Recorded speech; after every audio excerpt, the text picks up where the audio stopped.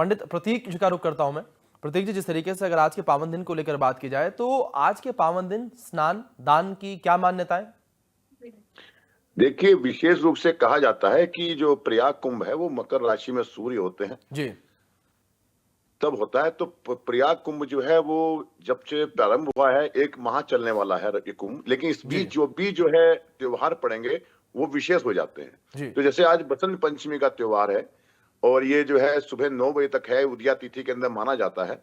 इसमें मातंग नामक योग है। जी। इसके साथ में जो है यदि आप देखें तो मंगल हुआ, शुक्र हुआ और बृहस्पति हुआ, ये तीनों एक लाइन के अंदर हैं। इसको वाराणसी ने जो है जब प्लेनेट ऑफ परेड कहा है कि जी। परेड कर रहे हैं प्लेनेट जो है। जी। इन ऐसे योगों के अंदर यदि कोई स्नान किया जाए, दान किया जाए, विशेष रूप से कोई भी ऐसा धार्मिक कृत्य किसी तीर्थ स्थान पर जहां कुंभ मेला भरा हुआ हो, वो जो है एक सहस्र गौदान के बराबर कहा जाता है।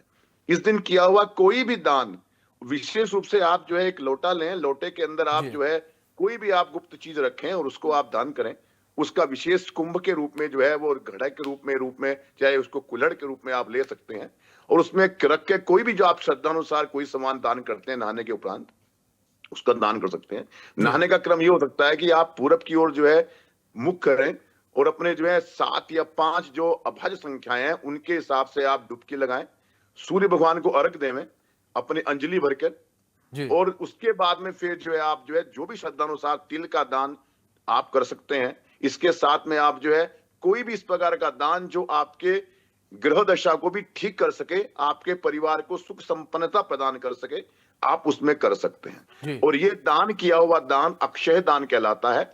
और क्योंकि जैसे जो है विपिन जी ने बताया कि आज का जो दिन है वो माँ सरस्वती का है, तो यदि आप पीले वस्त्र के अंदर आप जो है उसमें डालकर जो है यदि आप दान करते हैं, उस दान का जी। महत्व तो और ज्यादा बढ़ जाता है। जी।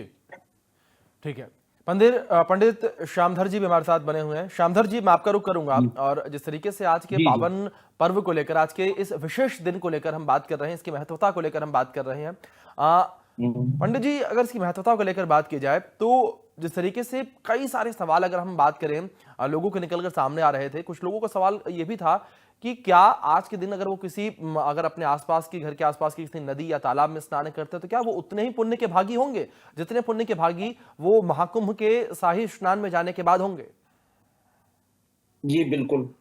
अब देखिए, जैसा हम बात करते हैं जी। जैसे महाकुंभ महाकुंभ प्रयागराज में जो लगा हुआ है, उसके स्नान करने का महत्व और किसी भी नदी में स्नान करने का महत्व, क्योंकि क्या होता है कि इस समय हमारे शरीर में एक ऊर्जा पाई जाती है। अगर जी। हम जैसा पौराणिक मान्यता में अगर हम देखेंगे, पुराण के अनुसार देवताओं और राक्षसों में जो युद्ध हुआ, युद्ध के उपरांत जो अमृत कलश से जो बूंदें गिरी वो प्रयाग में गिरी। जी।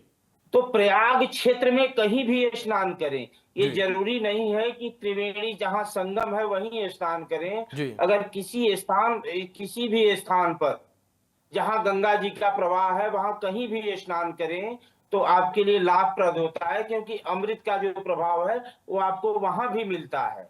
तो जी। कहीं भी आप स्नान कर सकते हैं। जी जी बिल्कुल।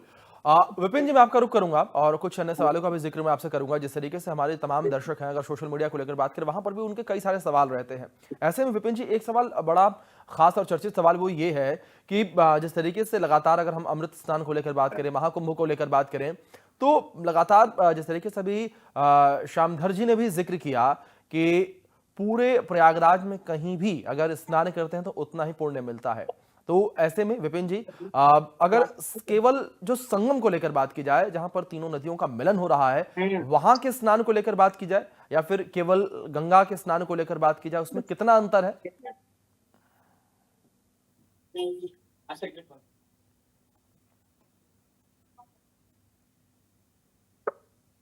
विपिन जी, आवाज पहुंच रही है आप तक मेरी?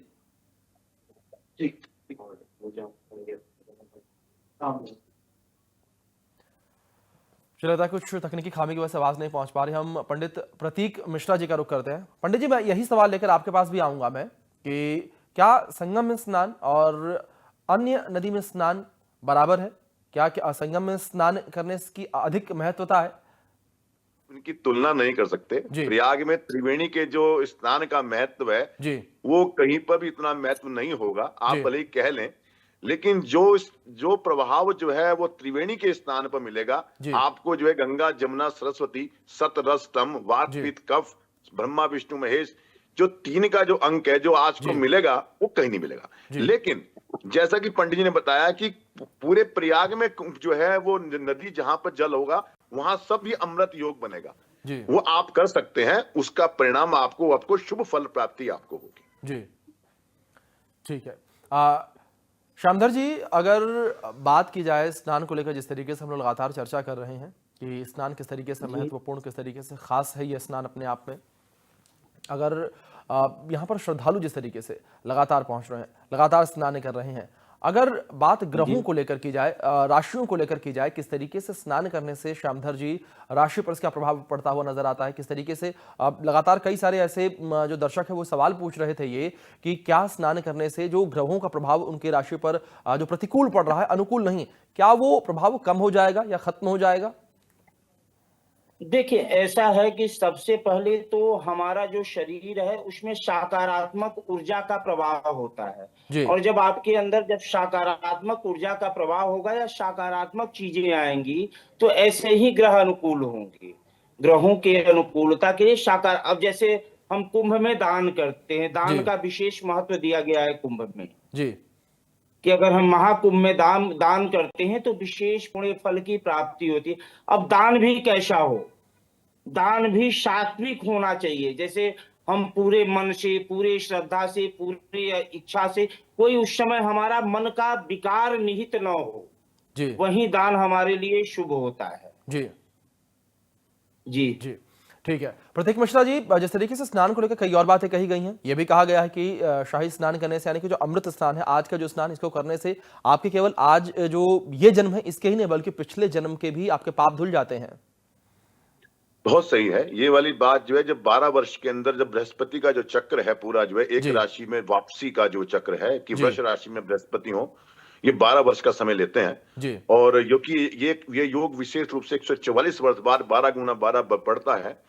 तो ये जो है 7 जन्मों के पाप का जो आदमी का जो है वो जी बिल्कुल रूप से जो है क्षय हो जाते हैं पाप जो है। क्योंकि ये इसीलिए रखा था ये स्नान जो है कि इसमें जो है जो गुप्त साधना करने वाले साधक हैं, जो ऋषि हैं, मुनि हैं, गुप्त रूप से जो है कुंभ के अंदर स्नान करने के लिए आते हैं। जी तो उनके द्वारा किए हुए स्नान का जो बचा हुआ जल है उसमें जब स्नान जो है श्रद्धालु लोग करते हैं तो उसका प्रभाव पड़ता है कि आपके जो है जो जितने पाप हैं वो समाप्त हो जाते हैं। और साथ जी में कहा जा रहा है कि यदि आप जो है इसमें दान जो जो आपका जो स्नान है, स्नान यदि आपने जो है वो अपने परिवार सहित करें, यदि आप अपने जो है पत्नी सहित करें, अपने माँ बाप को स्नान कराएं, उसका फल भी जो है इसके अंदर कहा गया है जी कि आपके कोटि कोटि जन्मों का जो है वो जो पापों का क्षय हो जाता है। जी जी ठीक है।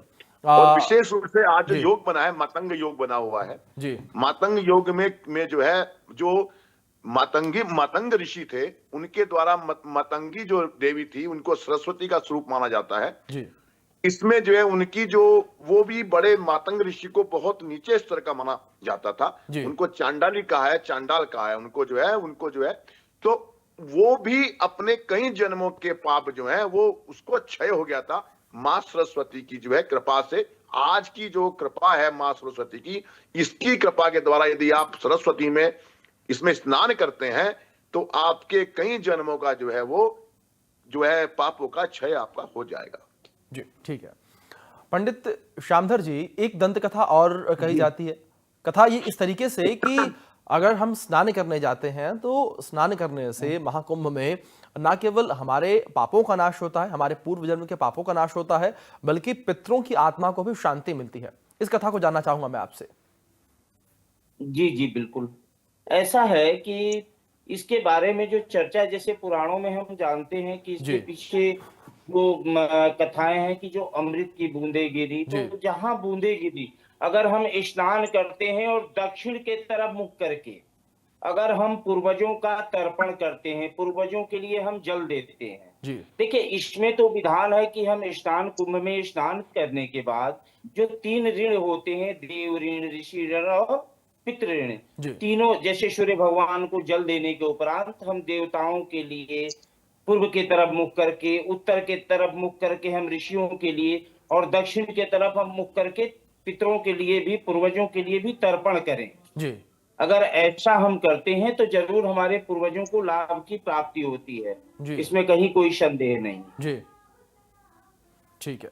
जी प्रतीक जी, एक बात और कही जाती है, मैं आपसे समझना चाहूंगा, और इस कथन के अनुसार कोई भी व्यक्ति अगर 3 दिन तक नियम से स्नान करता है तो उसे 1000 अश्वमेघ यज्ञ के बराबर पुण्य मिलता है।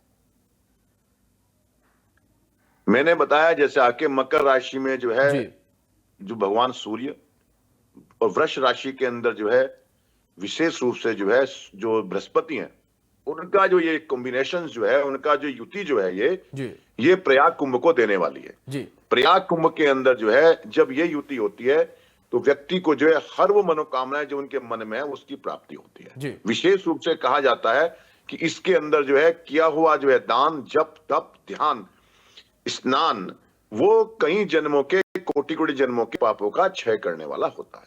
जी ठीक है। श्यामधर जी, अगर माघी पूर्णिमा के शाही स्नान को लेकर बात की जाए तो माघी पूर्णिमा का शाही स्नान कितना पवित्र, कितना खास?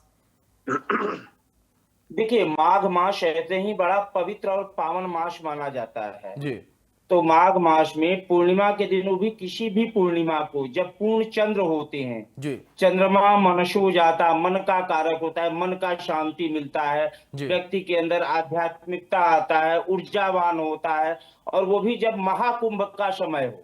जी तो इस समय किसी भी नदी में, वो भी गंगा जैसी पवित्र नदी में, संगम में अगर आप स्नान करते हैं तब तो अति उत्तम है।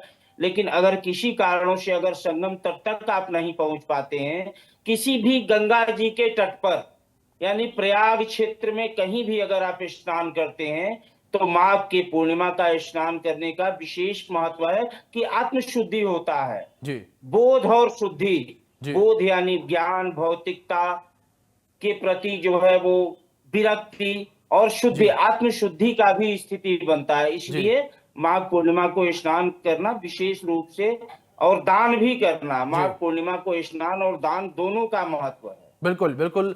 अद्भुत अलौकिक स्नान ये, और श्रद्धा से भरपूर ये स्नान। आप दोनों मेहमानों का बहुत शुक्रिया जुड़ने के लिए, अपना कीमती वक्त इंडिया न्यूज को देने के लिए। इसी के साथ महाकुंभ को लेकर महा कवरेज लगातार इंडिया न्यूज पर जारी है। आप बने रहें इंडिया न्यूज के साथ।